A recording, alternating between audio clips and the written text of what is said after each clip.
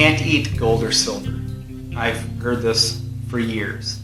When I started getting into the gold and silver aspect, really the silver aspect, years ago, I would probably say 12 years ago, over a decade for sure. I got this even from family members who I thought at that time were pretty knowledgeable finances and gold and silver even. And one of the comments from one of them was, well, you can't eat gold or silver. And I really didn't have a lot to say for it back then. I wasn't that versed, that big into it. But anyways, I just got a few things to say about that. If you hear people talk about that, you hear it being said, if someone says it to you, think of it this way. That statement's true to a point. If you don't, well, I mean, there's hard liquor out there with gold flakes and that kind of stuff, and there's cakes out there that they sell, for fancy occasions for, the rich and wealthy with gold flakes on it, that kind of stuff. You can't eat gold. Is it beneficial? Probably not. I don't know. I never looked into it. I can't say one way or the other. It'll probably just go through your system. But silver, you can't eat gold or silver. Has been the comment, has been the statement, whatever. That's true. If you don't, you can't eat gold, like I said, not beneficial. But you can eat silver too. But not being beneficial for silver, they're excluding the medicinal, the antibacterial elements that silver has. Silver has great antibacterial stuff to it. And it's great medicinally for certain things. Taken certain deals. You should look into that. If you feel so apt to, whatever, or don't, Anyway, so just if you're not investing, I say that lightly, if you're not buying gold and silver to preserve your wealth, it's not really an investment like it would be to try to get in the stock that's going to explode because you got to it first, whatever, like buying Apple back when Apple was $20 in the 80s or whatever, the 70s. It's not like that. You're buying gold and silver to preserve your wealth and protect your wealth.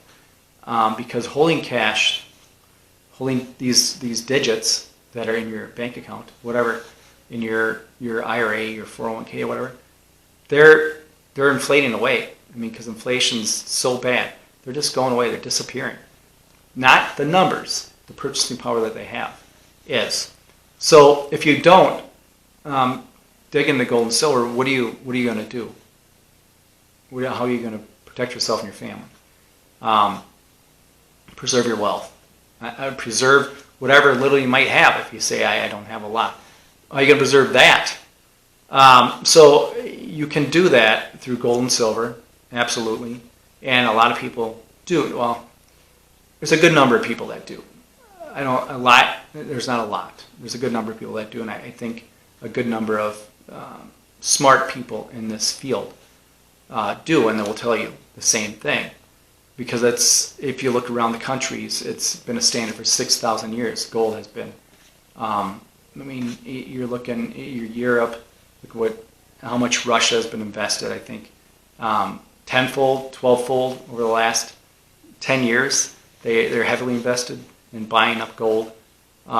Hugely, China, and even India and all these other countries that have gold because it symbolizes stuff. It symbolizes strength, symbolizes royalty, if you want to say that, or whatever else. So it's a tradition there, but also it holds and preserves wealth for families, for generations, for hundreds of years.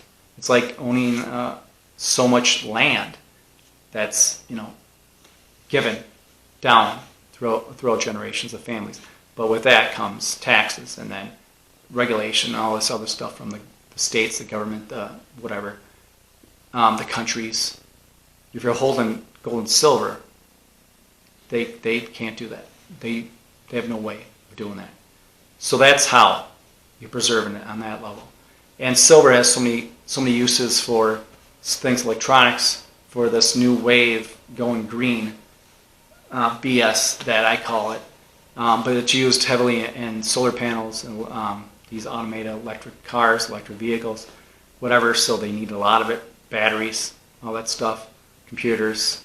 So silver is used big time in manufacturing and that stuff. And it also has the antibacterial, and it has medicinal properties to it. And on top of it, it is a good store of wealth also. And it's cheap to get into this. It's cheap to start. It's cheap to get things going. So beyond those things, you can eat them. I mean, I just sort of dispelled that to a point. But also, you got to think about how am I going to preserve any wealth I may have, or not have everything taken from myself, my family, that kind of stuff, my children, whatever. Look at various other things too. If you're not sold in gold and silver, if you are, great. Try to get other people looking into it. If you don't know anything, do a dive into it. I get there's plenty of videos I have that you can look into, and there's plenty of great people out there that know about this also. One of them is Mike Maloney, comes to mind, that I would look into. So anyways, and it's also preserving your wealth and what you have and your family has. You might need things of value for survival that everyone needs, and this will help hold it also. Like skills, what do you know? Are there things that you want to know now and learn more that you don't know? If you're in a situation you need help, people aren't around or you can't afford to pay for help, you're going to learn that skill. Other people are going to want a skill that you have or you're learning. You're going to find out, discipline yourself, to learn. Food, do you have the storable food? Do you have a generator to have, if you have freezers or whatever you need to, in case of power outage, that kind of stuff, to help preserve that stuff in that situation? Seeds, do you garden? Do you know how to garden?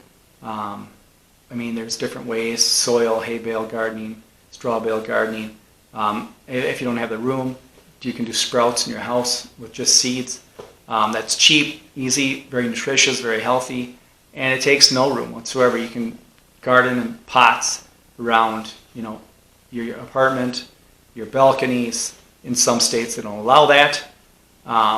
Like California, Arizona, I believe you have charges. You have to pay for permission to do that, or it's a fee, whatever, a fine, they call it. Also, how about animals? Do you have the room for animals? Can you do animals? Can you do chickens, cattle, pigs? If you can, or you have the room, you don't know anything, start with chickens. They're easy. Or there's rabbits, whatever. And chickens, you don't have to eat them if you don't want. They lay eggs, and that's great for many dishes, breakfast, other dishes, bacon stuff. It's good for barter. It's good for sharing with your community, with your family, that kind of stuff. Because there's a plethora of eggs you're going to get from, a handful of chickens. I did a video on this. I'll try to remember to attach it. If I don't, it was not too long ago. It was about laying or a productive hen is worth than an ounce of silver. So look into that. Talks more on that level. Also, how about tools? Do you have tools? Because just regular tools, you need that.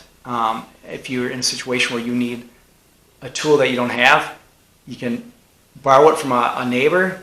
Well, it's a good thing that they had it. Or if you don't have a friendly neighbor and they'll charge you a fee, well, renting it from them is better than going out and buying one yourself if it was a large item. Land, do you have land? Any amount of land at all. Do you have multiple areas of land if you're have that ability to do that financially? These are things to think about, things that will help preserve your wealth and stuff for your family and your future generations. And beyond that, I just want to say, when people say you can't eat gold or silver, I guess I've never asked them why they say that, but I'm just guessing. It's just my 2 cents on this. Is it because they don't know anything about it? And it's a way of putting it down without really putting it down, or saying something bad? Is that why? Or do they say this because they just want to be educated and they would welcome information if you have it for them? I don't know. I guess I've never asked them, when they've said that to me, I've just been always like, yeah, well, I'm just doing what I got to do. For the most part, was my commentary or my attitude of it.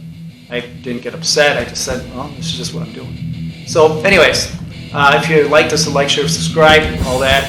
And as always, stay vigilant for yourself, for your family, for your health,